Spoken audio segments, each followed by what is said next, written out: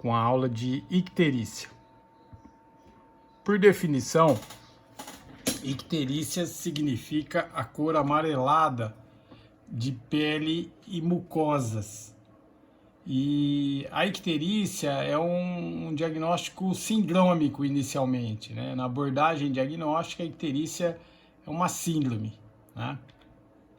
Então, só para a gente começar, um caso clínico, LFI, 27 anos, feminino, solteira, branca, natural e procedente de São Paulo, estudante católica.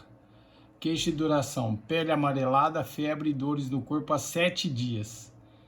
HPMA, paciente há 7 dias iniciou com este quadro, ela estava de férias na casa de sua avó, em Fernandópolis, e refere quadro de início súbito de febre baixa, 38 graus, acompanhada de cefaleia holocraniana e dores pelo corpo. No dia anterior à procura na admissão hospitalar, foi ontem, notou escurecimento da urina com uma cor alaranjada e o aparecimento de cor amarela nos olhos. De antecedentes pessoais, ela nega qualquer comorbidade. De hábitos e vícios, nega o uso de drogas ilícitas, nega etilismo, tabagismo, de um maço por dia 7 anos, e ela tem relações sexuais desprotegidas com parceiro fixo. Ela mora próximo ao rio Tietê, na cidade de São Paulo, capital, na Zona Leste. E há cerca de 40 dias houve um forte temporal provocando uma enchente próximo à sua casa. Ela refere ingestão de água de origem duvidosa. Então, concluindo aqui, pessoal, é uma paciente jovem, né, procedente de São Paulo, mas que está na cidade de Fernandópolis agora, que tem uma história de há 7 dias, febre, quadro agudo então, né, de febre, icterícia e dores pelo corpo, tá? Essa é a história dela. Tem os antecedentes aqui, relacionados às relações sexuais, ao fator da enchente, né? E essa é a história da paciente. No exame físico, ela se encontra em regular estado geral, descorada, ictérica, 2 cruzes em 4, desidratada 1 cruz, frequência cardíaca de 85, temperatura de 38,1. No exame físico observa-se essa icterícia. E no exame abdominal ela tem um baço, o espaço de Traube, então, o baço é percutível. Então parece ter uma discreta esplenomegalia.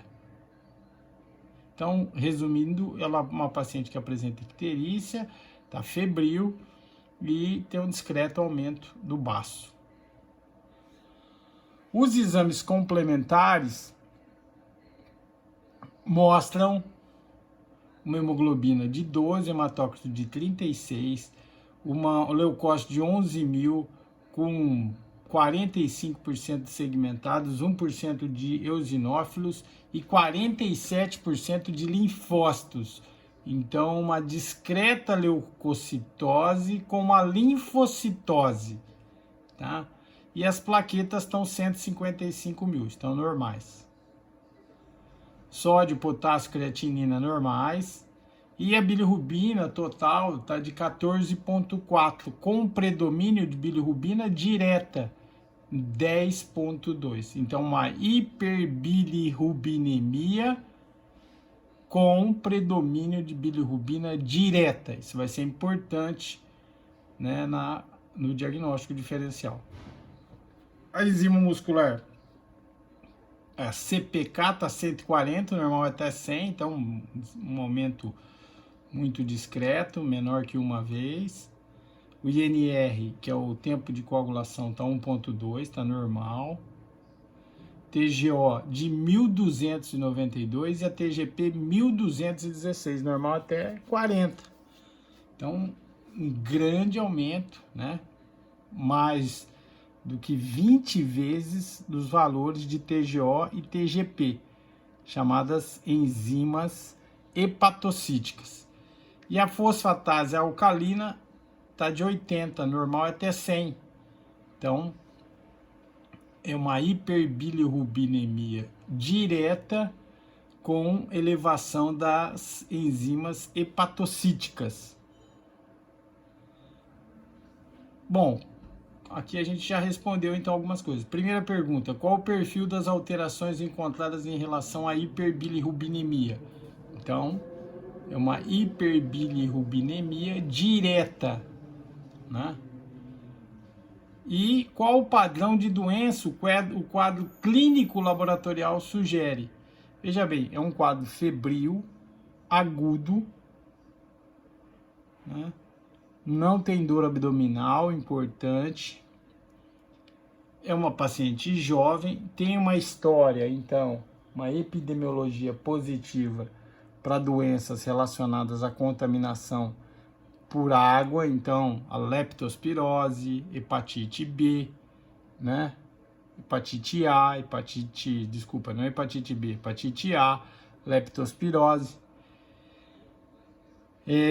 Poderia também ser uma hepatite B ou hepatite C relacionada à relação sexual desprotegida e até alguma outra DST, mas que não explica o quadro final aí. Então um quadro de icterícia febril agudo, acompanhada de grande elevação das enzimas hepatocíticas. Tá? Então, e poderia ser qualquer outro tipo de hepatite, mas pelos dados epidemiológicos sugere mais a hepatite B, as hepatites, né, A, B, C, e a questão também da leptospirose. Outra hipótese também seria a dengue, né? A dengue é uma doença endêmica, principalmente nos estados, né, de São Paulo, Minas Gerais, Rio de Janeiro. Então, lembrar também da dengue e também da febre amarela, né? Febre amarela é uma doença que retornou ao nosso meio. Como o quadro de dor abdominal praticamente inexiste, a gente não deve pensar inicialmente, né, em doenças do tipo de obstrução das vias biliares, né, em pessoas jovens, principalmente a colelitíase e suas complicações, que depois nós vamos ver em uma outra aula aqui. Então, os objetivos nossos: compreender o metabolismo da bilirrubina e a sua fisiopatologia, classificar as alterações encontradas, como nós estamos fazendo, né? Inicialmente, se é hiperbilirrubinemia direta ou indireta que predomina. Depois, como que tá as alterações das enzimas hepatocíticas e enzimas canaliculares. Juntar esses dados com dados do quadro clínico, da história clínica, onde é muito importante, como a gente viu anteriormente, a questão epidemiológica e a questão do exame físico, né? Para a gente avaliar o fígado, o baço, se tem dor abdominal, se tem sinal de Murphy e assim por diante, como nós vamos ver durante a aula. E aí a gente vai diferenciar os padrões de doenças hepatobiliares e os métodos que nós normalmente utilizamos para fazer o diagnóstico. E por fim, como último objetivo, as bases para o tratamento das doenças hepatobiliares. Então, icterícia, por definição, é a cor amarelada dos tecidos e líquidos corporais decorrente do depósito de bilirrubina. Então, além da coloração amarelada de mucosas, como a mucosa ocular, a mucosa do frênulo lingual, a gente tem também o aparecimento de coloração amarelada ou até alaranjada dos líquidos corporais, da urina, do líquido acítico, líquido pleural, assim por diante. Então, a hiperbilirrubinemia vai provocar uma coloração amarelada de escleróticas e da pele, e a bilirrubinúria vai deixar a urina com cor amarelada ou cor de Fanta, né? Uma cor alaranjada. O diagnóstico diferencial vai com a carotenodermia, que é pessoas que têm a pele alaranjada, principalmente por ingestão de substâncias tipo cenoura, né, ou outras substâncias que tem caroteno, né, que é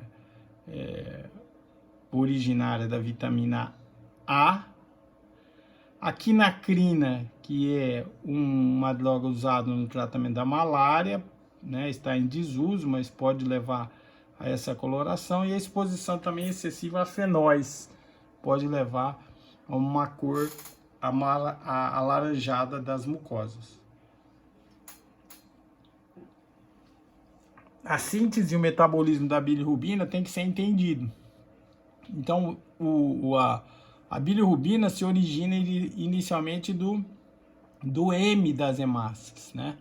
Formando a biliverdina. Essa biliverdina vai se transformar na bilirrubina não conjugada ou bilirrubina indireta, que ligada à albumina ela vai ser levada ao fígado para ser conjugada, tá? Por essa enzima aqui, a UDPGT, né? Essa enzima conjuga a bilirrubina com o ácido glicurônico, formando então o mono e diglicurionato de bilirrubina, que é a chamada bilirrubina conjugada. Então, inicialmente, a bilirrubina é bilirrubina não conjugada ou indireta. Após a sua passagem pelo fígado, ela vai ser conjugada e transformada na bilirrubina direta, tá? Depois, essa bilirrubina, via a excreção biliar, vai ser transformada pelas bactérias intestinais em bilirrubina não conjugada no intestino, transformando nos urobilinogênios. Parte desse urobilinogênio vai ser absorvido, vai voltar para o fígado e vai formar o que a gente chama circulação enterohepática das bilirrubinas. Parte da bilirrubina, então, vai ser excretada na urina, tá? Então aqui é importante entender, quando a gente tem um aumento de bilirrubina indireta, é antes da conjugação do fígado. E quando a gente tem aumento da direta, é após a conjugação do fígado. Então, quanto à localização, essa classificação das icterícias pode ser pré-hepática, que ocorre principalmente pelas hemólises, mas pode ser também relacionado à transfusão e reabsorção de grandes hematomas. Pode ser intrahepática pela diminuição da captação, conjugação e secreção nos canalículos biliares. E pode ser pós-hepática por bloqueio dos canais biliares pós-hepáticos. Então, essa classificação mais utilizada do ponto de vista laboratorial é a classificação que a gente coloca a hiperbilirrubinemia em indireta ou não conjugada antes do fígado e a bilirrubina direta ou conjugada após a passagem pelo fígado. O envolvimento do fígado pode ser isolado ou associado à alteração dos exames hepáticos. Então, a presença da icterícia pode ser isolada ou associada a outros exames hepáticos. Aqui estão os tipos de icterícia. Então, aqui, ó, a hemoglobina é transformada em bilirrubina. Então, quando ocorre hemólise, você pode ter o aumento de bilirrubina, aumento da produção. E aí o fígado não dá conta de conjugar toda essa bilirrubina que vem chegando pela hemólise, tá? Pode também estar relacionado à captação, à conjugação ou à secreção, tá? E aí existem algumas síndromes, a mais importante é a síndrome de Gilbert, mas existem outras síndromes genéticas como Crigler-Najjar, Dubin-Johnson e Rotor. E relacionado tanto a doenças agudas quanto a doenças crônicas e também efeitos colaterais de droga. E a obstrução biliar por cálculos, tumores, provoca uma obstrução do fluxo extrahepático, tá? Então aqui, a gente, nos canalículos biliares, essa bile é regurgitada, podendo ser dentro de problemas relacionados ao fígado, ou seja, intrahepático, ou cálculos ou tumores, levando a obstrução pós-hepática. Então a icterícia pode ser pré-hepática, intra-hepática ou pós-hepática.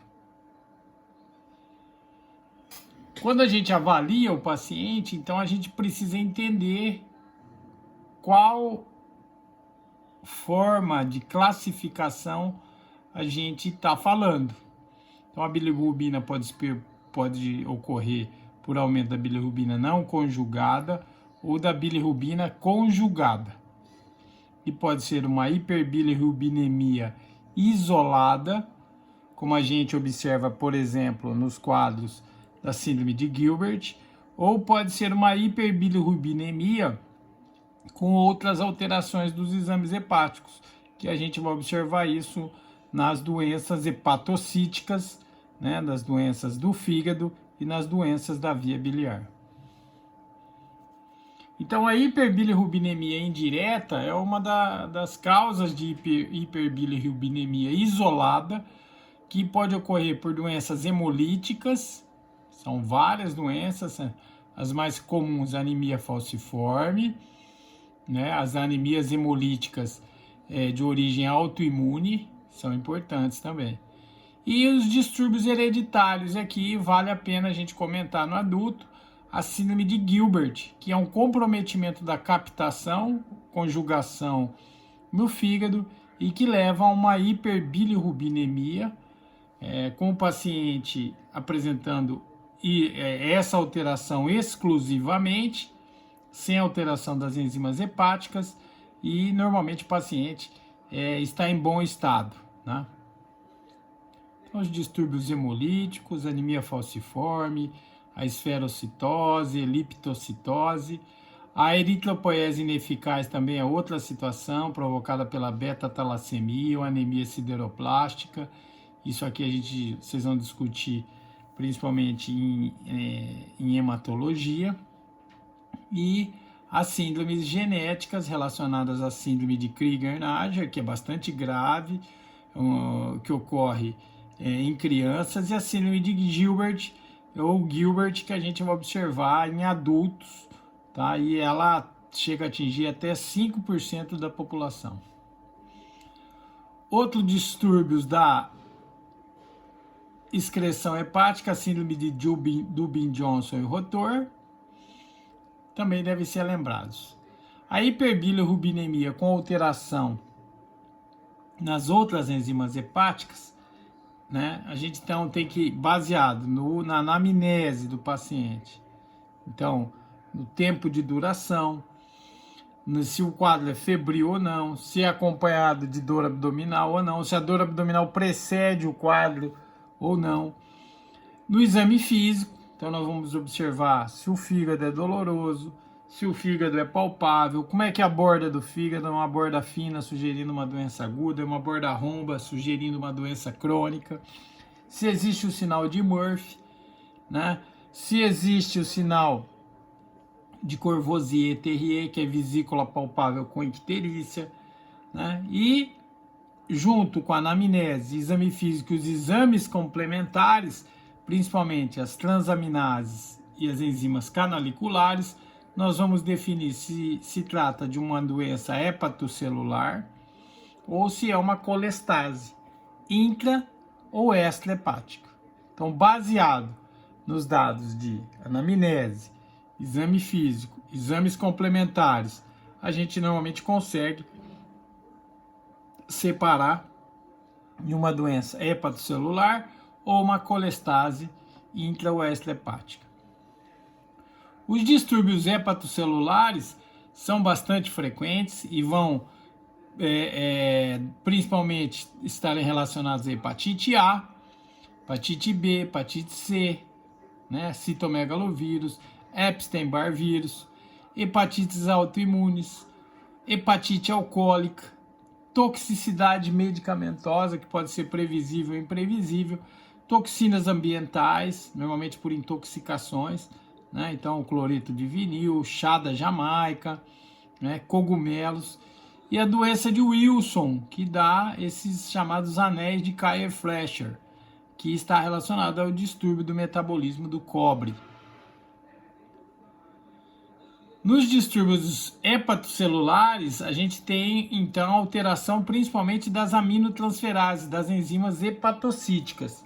Então, na hepatite alcoólica, a gente tem um aumento, caracteristicamente a AST, a TGO, relacionada a TGP, existe um predomínio, então, da TGO, tá? Raramente ultrapassa 300, então é um aumento discreto, chega próximo de 10 vezes.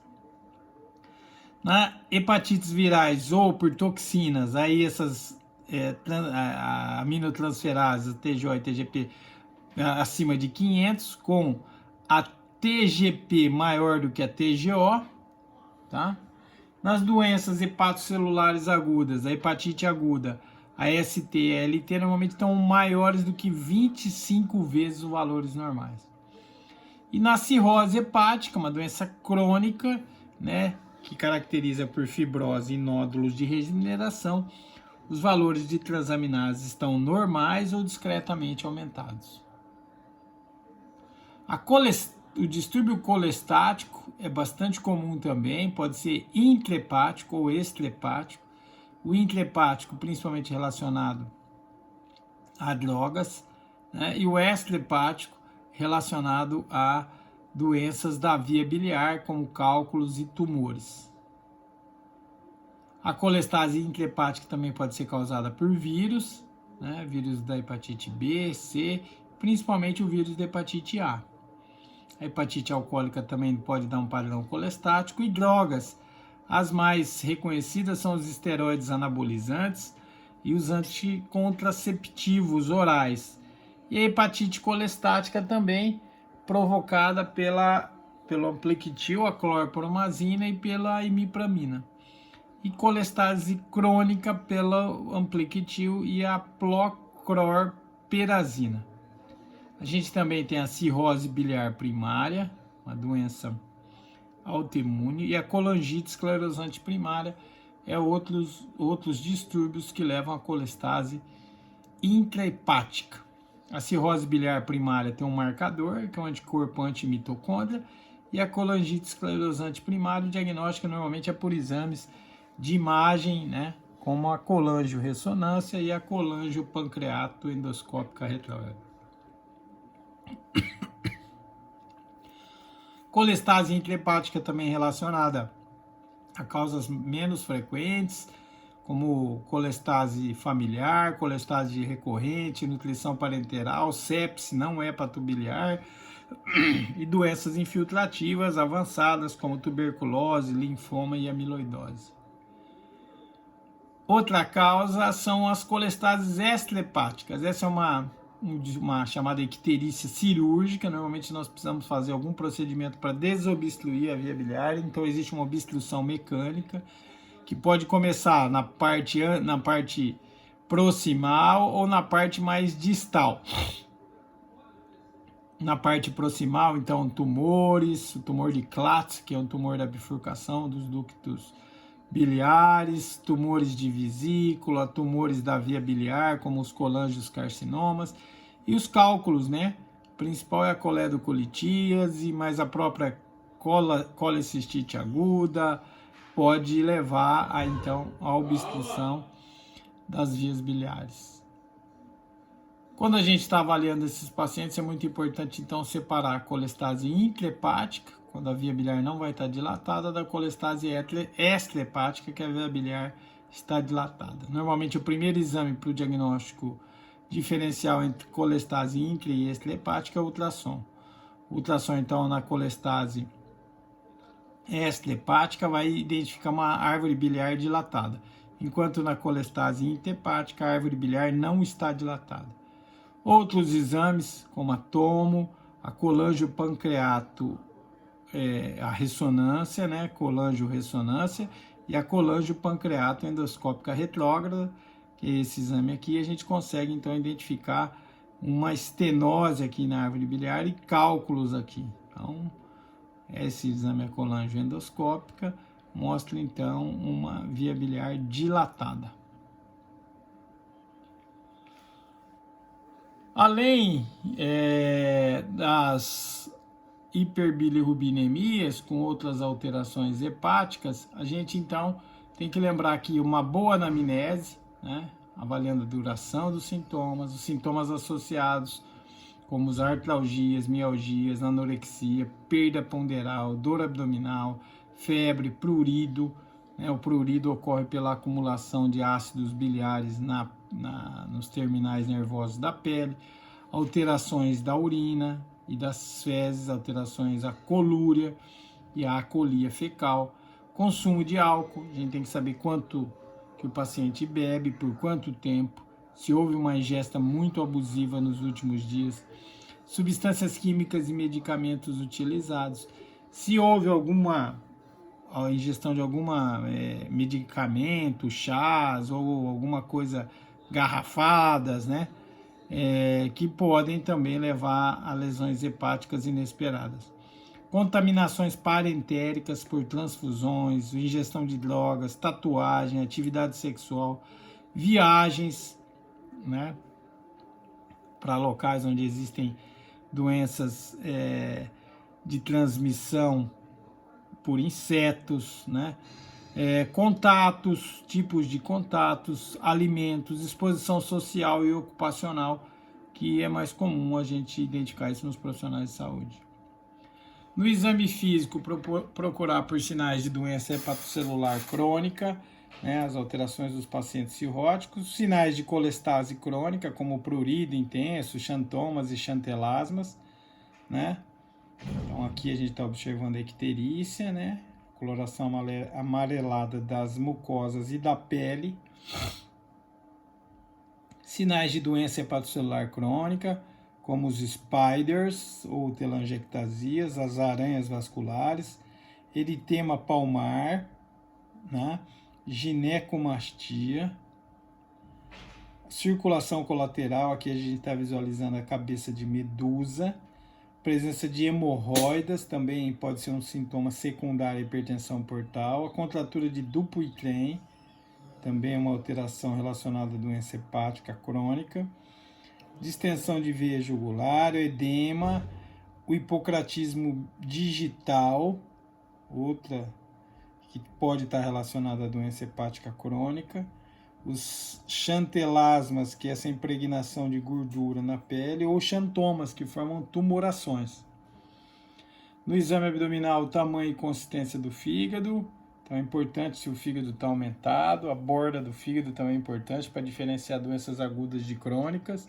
A pesquisa de baço palpável, então percutir o baço, espaço de Traub, e a pesquisa de ascite.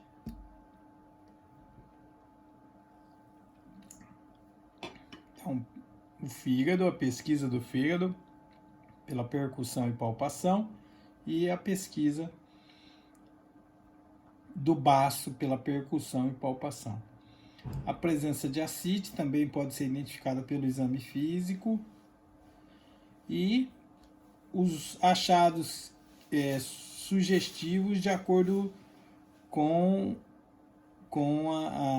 a presença desses achados, a gente normalmente considera algumas doenças. Então, ascite com icterícia, lembrar de cirrose e neoplasia, o aumento do lobo esquerdo do fígado e conjuntamente do baço, a possibilidade de cirrose, hepatomegalia e dor à palpação nos quadros agudos ou na insuficiência cardíaca, o sinal de Murphy, que é a dor, a palpação do ponto cístico durante a inspiração, normalmente observado nas colecistites agudas, e o fígado nodular com massa abdominal, né, o chamado fígado em saco de batata, característico das neoplasias metastáticas. O exame laboratorial, então, é a dosagem sérica da bilirrubina pela reação clássica de Van der Berg, para identificar, então, a bilirrubina direta. A bilirrubina indireta é total menos a direta, tá? Ela deve ser menor que 1. E a análise urinária também, identificando a bilirrubina conjugada. Aí existem testes. Os exames laboratoriais, então, normalmente a gente solicita bilirrubina sérica e conjugada, as transaminases e fosfatase alcalina. Os distúrbios hepatocelulares, então, predomina as enzimas hepatocíticas, e nos distúrbios colestáticos predomina a enzimas canaliculares, a fosfatase alcalina e a gama-GT. Também a dosagem de albumina, lembrar que a albumina é produzida no fígado, então nas doenças hepáticas crônicas a albumina é um marcador de doença crônica e nas doenças agudas pode ocorrer uma discreta diminuição. E o tempo de protrombina, lembrar que todos os fatores de coagulação menos o fator 8 é produzido no fígado. Então, o tempo de protrombina e albumina são testes que a gente caracteriza chamada testes de função hepática, né? Então, nos processos agudos vai estar a tendência da albumina estar normal e nos processos crônicos a albumina vai estar diminuída. A abordagem do paciente, então, normalmente a gente tem um paciente com icterícia, a gente consegue identificar isso pelo quadro clínico, pela dosagem de bilirrubina. E se o paciente tem um aumento de bilirrubina indireta, isso já indica que ele tem uma hemólise ou uma síndrome de Gilbert. Aí o quadro clínico e o quadro laboratorial normalmente vai conseguir diferenciar facilmente isso. Né? Na icterícia por anemia hemolítica, nós vamos ter anemia, quadro febril, a doença de base que levou à anemia. E na síndrome de Gilbert, o doente normalmente está bem, né? Está em boas condições e só a presença de uma discreta icterícia. Já quando o paciente tem uma hiperbilirrubinemia direta, é importante então dosar as transaminases, né? E a fosfatase alcalina também, e realizar a ultrassom de abdômen, tá? As transaminases vão dar indicações para a gente, né? Se é uma esteatohepatite, uma doença alcoólica, né? Sorologias de hepatite A, B e C também podem ser necessárias, dependendo das suspeitas clínicas. Se o paciente estiver em uso de alguma droga hepatotóxica, deve ser suspenso. E se ele fica sem diagnóstico aparente, nós devemos pesquisar infecções. Se persiste ainda sem diagnóstico aparente, os marcadores de autoimunidade, como os antimitocôndrias, antimúsculo liso. E se continua sem diagnóstico aparente, pesquisar doenças metabólicas, como hemocromatose, que é o depósito de ferro, a doença de Wilson, que é o depósito de cobre, ou a deficiência de alfa-1 antitripsina. Se continua sem diagnóstico aparente, a recomendação é a gente realizar uma biópsia hepática. Já no outro braço aqui, né, nos pacientes com dilatação de vias biliares, normalmente a gente precisa de algum procedimento, né? Cirurgia, endoscopia ou uma drenagem percutânea. Esses pacientes não podem ficar com a bile com estase dentro do sistema biliar, porque ele acaba infectando, fazendo uma colangite e agravando seu quadro. Então ele tem que ser drenado. A maioria dos pacientes já chega, na verdade, com uma colangite instalada. Então, se ele não tem dilatação, a gente vai para esse lado aqui, tá? Em casos especiais, a gente pode, já de cara, fazer um exame de imagem e a biópsia. Tá bom? Então, basicamente, icterícia, aumento de bilirrubina indireta, segue o fluxo para a pesquisa de Gilbert ou anemias hemolíticas, tá? Já, se for uma hiperbilirrubinemia direta, avalia as enzimas do fígado, a AST, ALT e fosfatase alcalina, e segue um fluxo de investigação para as doenças mais comuns, né, relacionadas ao álcool, relacionadas à sorologia, depois infecções, marcadores de autoimunidade e marcadores metabólicos. Quando tudo isso está negativo, está indicada a biópsia. No outro braço aqui, quando tem dilatação das vias biliares, é uma doença de tratamento cirúrgico. Nós precisamos de procedimentos como endoscopia, drenagem percutânea ou às vezes até a cirurgia já está indicada. Então aqui esse é o fluxo. Tá? Então aqui nesse quadro nós vamos resumir o diagnóstico diferencial. Então nas anemias hemolíticas o hematócrito está baixo, predomina a bilirrubina indireta, os outros exames estão normais. Na síndrome de Gilbert, a gente tem hematócrito normal, aumenta a bilirrubina direta, geralmente se aumenta discreto, inferior a 5 mg por decilitro, todos os outros exames normais, né? Já na icterícia, na lesão hepatocelular, característico das hepatites virais ou medicamentosas, o hematócrito está normal, a hemoglobina predominante normalmente é direta, mas aumenta a indireta, mas numa proporção menor. A fosfatase alcalina ou gama-GT estão discretamente aumentadas e tem um predomínio das aminotransferases, das enzimas hepatocíticas, tá?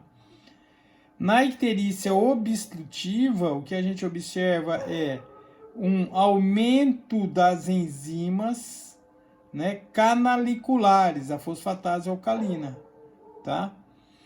E normalmente as transaminases estão normais ou discretamente aumentadas. Então existe um predomínio das enzimas canaliculares, diferente da lesão hepatocelular, onde existe um predomínio das enzimas, das aminotransferases e enzimas hepatocíticas. Normalmente nessas situações de obstrução, a cor das fezes estão pálidas, existe então uma acolia fecal, tá? Então, baseado nesse diferencial aqui dos exames de sangue, a gente normalmente, junto com o quadro clínico, a gente consegue definir um diagnóstico. E os exames de imagem vão auxiliar no diagnóstico definitivo. As icterícias de origem cirúrgicas precisam de drenagem do conteúdo de bile acumulado para que não ocorra uma infecção da bile e levar a um quadro de colangite.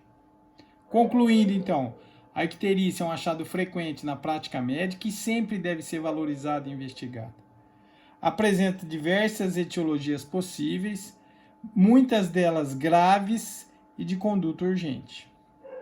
Então, os quadros de colangite, né, de obstrução biliar, precisam ser tratados com rapidez, né? A gente tem que analisar o paciente diante do seu contexto clínico, valorizar a história clínica, principalmente a história epidemiológica, os antecedentes pessoais e familiares. Nós temos que diferenciar inicialmente as hiperbilirrubinemias direta e indireta. Esse é o primeiro passo para o diagnóstico. Reconhecer o padrão colestático com aumento das enzimas canaliculares e reconhecer também o aumento das enzimas, das transaminases nas lesões hepatocíticas, nas hepatites agudas, né? Importante. O ultrassom é o primeiro exame de imagem que deve ser realizado nos quadros de icterícia, auxilia na diferenciação entre icterícia obstrutiva, né, e não obstrutiva. O tratamento consiste no tratamento da patologia desencadeante e na retirada de drogas tóxicas. Então, nós temos que tratar a causa da icterícia, né? Então, se for um cálculo, esse cálculo tem que ser removido. Se for um tumor, esse tumor tem que ser tratado. Se for uma hepatite viral, a gente tem que fazer o diagnóstico e acompanhar o paciente. E se for uma droga tóxica, ela tem que ser suspensa. As icterícias obstrutivas devem ser tratadas com terapêuticas invasivas, como cirurgia, endoscopia e a via percutânea. Então é isso aí, pessoal. Eu espero com essa videoaula ajudar aí no entendimento da aula. A questão foi mandada as questões, vocês resolvam as questões. Se tiver alguma dúvida, pode me mandar aí para a gente discutir. Obrigado, um abraço.